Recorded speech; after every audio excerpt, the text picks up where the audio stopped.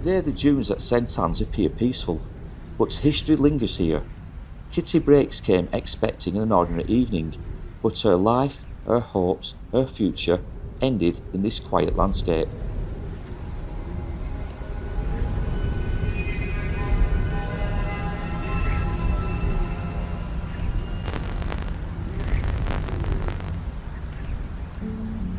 St Anne's on the Sea is known today for its long beaches and quiet coastline, but hidden among the dunes lies a story that refuses to fade. The 1919 murder of Kathleen Breaks, a young woman whose death shocked Britain. Newspapers from London to Lancashire carried the headlines, and before long suspicion fell on a former army lieutenant, 31-year-old Frederick Holt, a man from a relatively wealthy Lancashire family who lived on a private income. Most accounts tell the familiar story: the murder, the arrest, the trial, the execution. But few explore what happened inside Strangeways prison during Holt's final weeks, or the man who witnessed his last moments, John Ellis, Britain's long-serving executioner. Ellis carried out more than 200 executions. He met thieves, poisoners and killers of every kind. But Holt stayed with him, not because the crime was the worst, but because Ellis watched Holt's confidence slowly collapse into fear. Now, to understand Holt's final days, we will also return to the beginning, to Lancashire, to the closing months of the Great War, and to Kitty Breaks. Britain in 1919 was rebuilding after the First World War. Soldiers returned home with visible wounds and invisible ones. Work was scarce, money tight, and families struggled to recover. And amid this world lived 25-year-old Kitty Breaks, described in newspapers as cheerful, friendly, and well known locally. She worked in a Bradford music shop, lived an ordinary life, and had no reason to believe her name would one day appear on front pages all across Britain. But history often turns on small moments.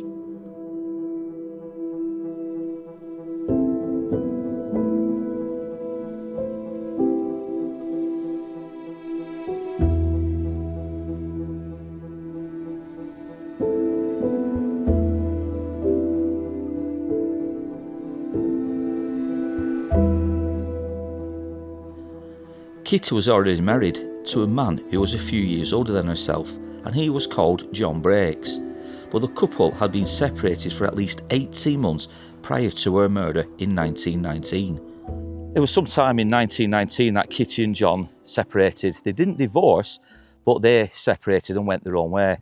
John would later say in court that he believed that Kitty and himself had just married far too young. The time wasn't right. Kitty would tell John that she just wanted to lead a separate life and go her own way, which is fair enough. They were a young couple, and like I said, what John said about the timing wasn't right, obviously, it just meant that the couple themselves could split, but on amicable terms. But it was before the couple had split that Kitty had already met with Frederick Holt sometime during 1918 and 1919. And by later 1919, Kitty was seen travelling alone to meet him in Blackpool.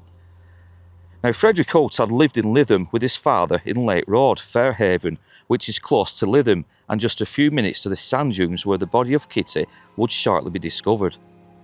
And so it was on December the 23rd, 1919. Kitty finished her shift at the music shop on Darley Street, Bradford. She told her manager she was taking a short holiday, and she left into the winter darkness, boarded a tram, then a train, and travelled alone to Blackpool. Blackpool in wintertime, as one can imagine, was pretty bleak. And when Kitty arrived in Blackpool, she signed herself at the Palatine Hotel. She signed the register as Miss Kathleen Breaks, Bradford, and then she asked for directions to Lytham.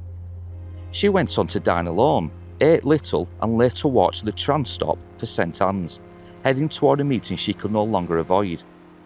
She rode south along the coastline, watching the dunes pass by. These would be the last sights she would ever see.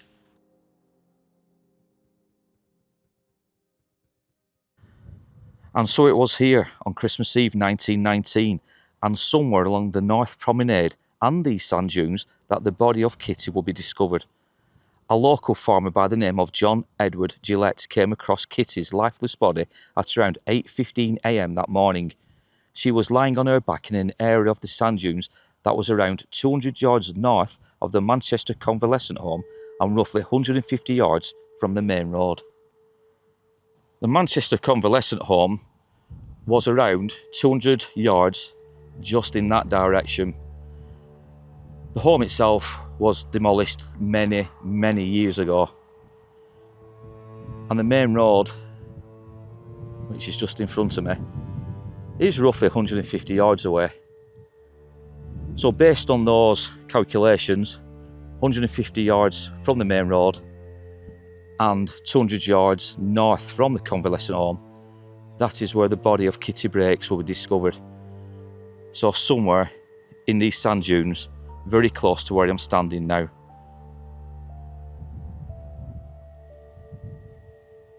When the body of Kathleen was discovered among the sand dunes, the full horror of the attack had become clear. She had been shot 4 times and at close range. The devastating wounds left little hope of survival, and investigators quickly realised that this was no accident. Someone had deliberately set out to end the young woman's life. As fate would have it, myself and Vicky are currently staying in the hotel directly in front, the Glendower Hotel. And we are actually staying in the room where I'm pointing the arrows right now. It's just so unreal to believe that where we are staying overlooks the exact same sand dunes where that story took place back in 1919. It is a surreal feeling, to be quite honest, and I know that's easy to say on camera, but we've covered many stories over the last 5-6 years, but we've never stayed overnight overlooking what is potentially the scene of, obviously, one of Britain's most horrific murders. Lying next to Kitty was her handbag, open. There was a photograph and some letters that were not too far away, apparently blown by the wind to where they would eventually be found. Her clothing appeared to be in order. There were several footmarks in the sands, but no sign of a struggle. In the handbag were several small articles which included a wedding ring and a deposit book of the Halifax Permanent Building Society. There were also some letters, a receipt for a dinner at the Palatine Hotel, and more importantly, a certificate of posting a packet addressed to F.R. Holt. The photograph found inside her bag was that of the man accused of murdering her. 4 days later, 4 young boys were larking around in these same sand dunes. They were prodding holes in the sand with wooden sticks when one of them discovered a pistol. And from all accounts, it was a Webley or Webley type of pistol or gun that they discovered. Now, obviously, startled by the discovery, they had the common sense, obviously, not to play with this, but to take it straight to the police.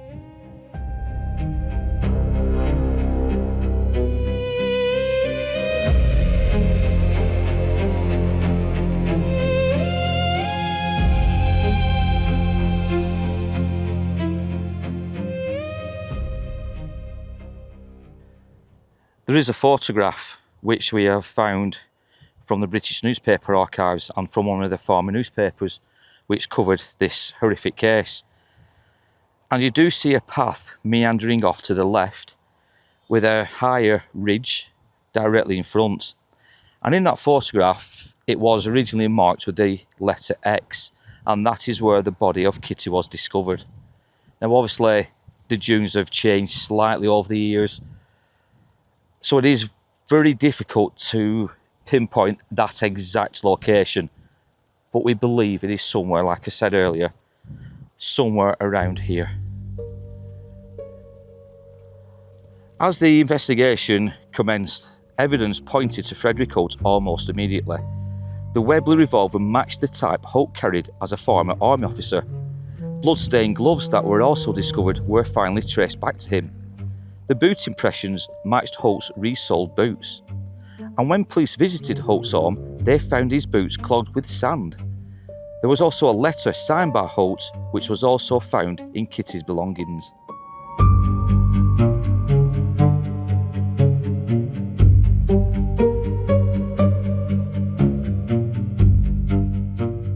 Police arrested Holt at the Clifton Hotel in Lytham late in the afternoon on the same day Kitty's body was discovered. It would appear that the police were more than confident that Holt was the man responsible for the murder of Kitty. His reaction was disturbingly casual. "What am I to say? I've already given a statement. How long would the job be on?" It was during the trial of Frederick Holt that took place in the months of January through to February in 1920 that, from all accounts, he remained detached from reality. He remained jovial. He didn't seem overly concerned about the predicament that he found himself in. He was making jokes with the prison wardens. He wanted to be the centre of attention. And it just appeared that he just could not comprehend what he had done and why he was in prison. It was like everything that was going on had been caused by somebody else and not him.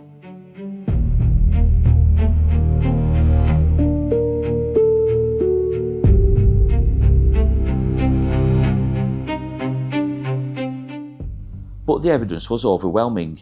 First, there was Richard Dagger, who served under Holt, and he confirmed that Holt had owned 2 revolvers during the war.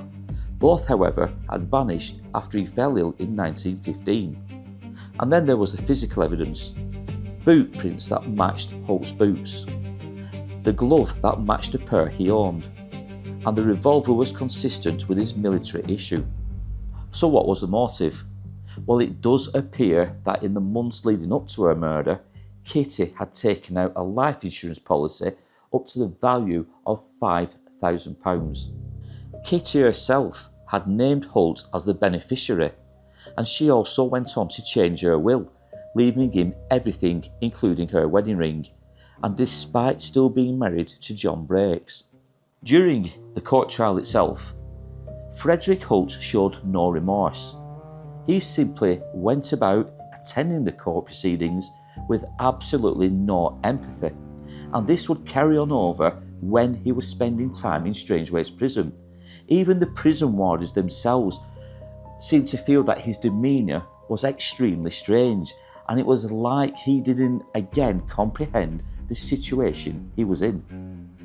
On the 28th of February 1920, the jury rejected a defence plea of insanity, and Holt was found guilty of murder. But as the date of Holt's execution became much closer, John Ellis would later write in his memoirs that he seemed to notice a change in his demeanour, and his arrogance began to fade day by day. Holt would ask repeated questions about the rope, the drop, and whether death would hurt, questions born of fear and not out of curiosity. Religion brought him little comfort. His thoughts returned constantly to the gallows. But on April the 13th, 1920, Holt faced his final sunrise. The governor, chaplain, medical officer and John Ellis prepared for the execution with precise, rehearsed procedure. And as Holt was led from his cell, his composure faltered. Ellis recalled a moment of hesitation, not violence, but human fear. Holt realised there was no appeal, no reprieve, no escape. Within moments, the sentence was carried out. Holt continued to protest his innocence as he watched the gallows. And when Ellis was pinioning him, Holt snatched his left arm away, asking Ellis if this was necessary. Ellis just simply replied, "Yes, it is." Meanwhile, and outside the prison gates, despite heavy rain, a crowd gathered to witness the announcement that the execution had taken place. It does appear that not many people had any sympathy for Holt and his execution. Prison officers would later tell Ellis, "Well, that's the last of him, and I am not sorry." Now, if you found this documentary interesting and you'd like to help preserve and share more forgotten stories from Britain's past, please consider subscribing to our channel, Days of Horror. But until next time, stay safe and keep the lantern lit.